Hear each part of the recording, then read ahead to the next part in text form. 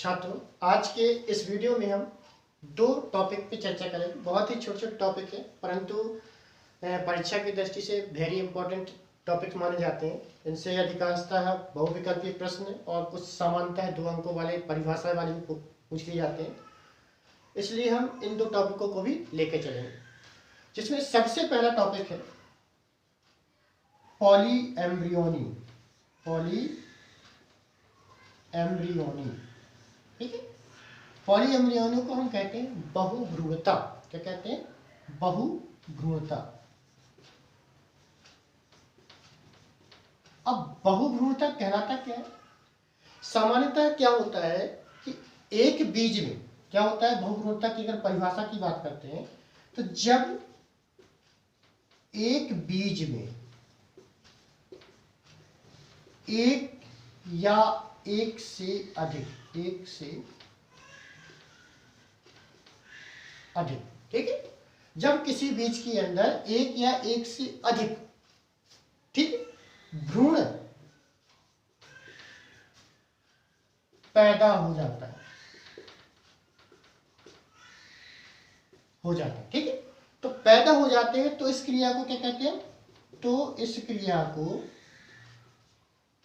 बहुभ्रूणता कहते हैं। क्या कहते हैं? बहुभ्रूणता कहा जाता है, बहुभ्रूणता कहते हैं, ठीक है। मतलब एक बीज के अंदर सामान्यतः एक भ्रूण पाया जाता है, लेकिन कभी कभार क्या होता है कि कुछ पौधों में एक से अधिक भ्रूणों का निर्माण हो जाता है। तो एक से अधिक भ्रूण का बनना क्या कहलाता है? बहुभ्रूणता कहलाता है। यह क्रिया सामान्यतः नींबू जाति के, नींबू मतलब नींबू जाति के, जो नींबू जाति के अंदर जैसे संतरा है, मौसमी है, नींबू है, इन जाति के बीजों में पाया जाता है, ठीक है। नींबू जाति के बीजों में पाया जाता है, ठीक। इसके अतिरिक्त कुछ कोनिफर्स की प्रजातियों में पाया जाता है, साथ में निकोसियाना, कोनिफर्स में, साथ में निकोसियाना, इनमें भी क्या होता है? बहुभ्रूणता पाई जाती है। सामान्य तौर पे यदि हम बात करें तो गेहूं और धान में, गेहूं व धान में भी पाई जाती है, गेहूं और धान में भी बहुभ्रूणता पाई जाती है। अब बहुभ्रूणता का कारण क्या हो सकता है? एक से अधिक भ्रूण बनने का कारण क्या हो सकता है? तो एक से अधिक जो भ्रूण बनने का कारण, जो पहला कारण क्या हो सकता है कि बीजांड में, अगर कारण की बात करते हैं तो कारण क्या हो सकता है कि बीजांड में एक से अधिक अंड का बनना, ठीक है, पहला कारण। दूसरा कारण हो सकता है कि एक से अधिक भ्रूण पोष का बनना, एक से अधिक भ्रूण पोष का बनना, ठीक है।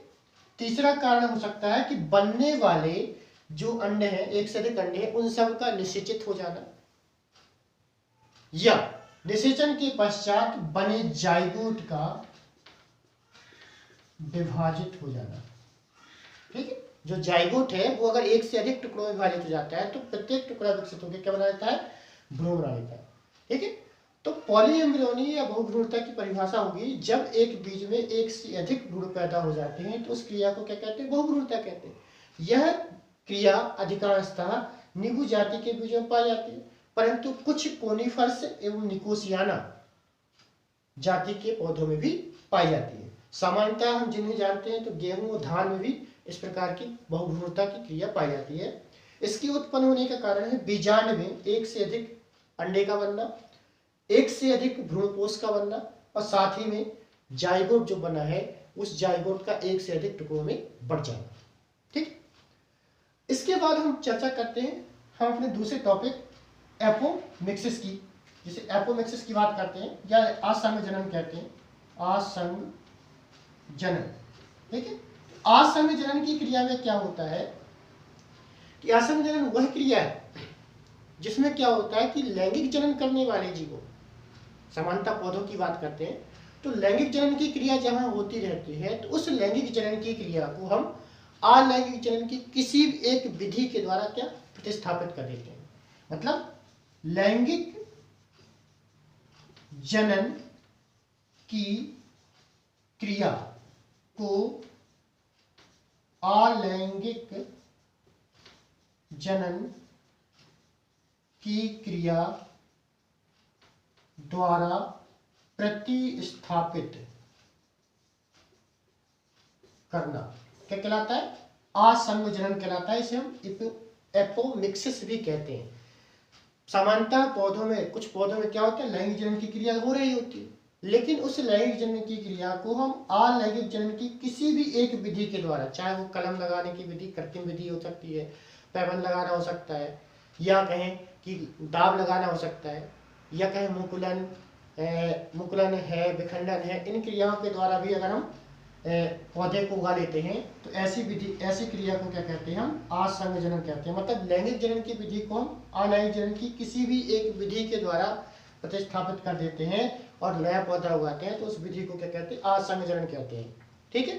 असंग जनन की परिभाषा, असंग जनन के बारे में सर्वप्रथम किसने बताया था? विंकलर नामक वैज्ञानिक बताया था। किसने बताया था?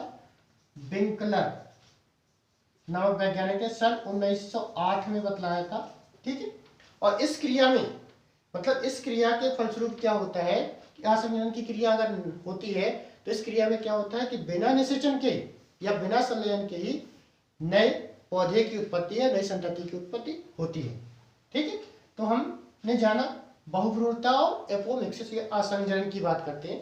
ठीक है। अगर आपको यह जानकारी अच्छी लगी हो तो वीडियो को लाइक करें, शेयर करें, और इस प्रकार की जानकारी को प्राप्त करने के लिए चैनल को सब्सक्राइब करें, साथ ही में बेल आइकन को दबाएं ताकि इस प्रकार की जानकारी का नोटिफिकेशन आपको समय से प्राप्त होता रहे। धन्यवाद।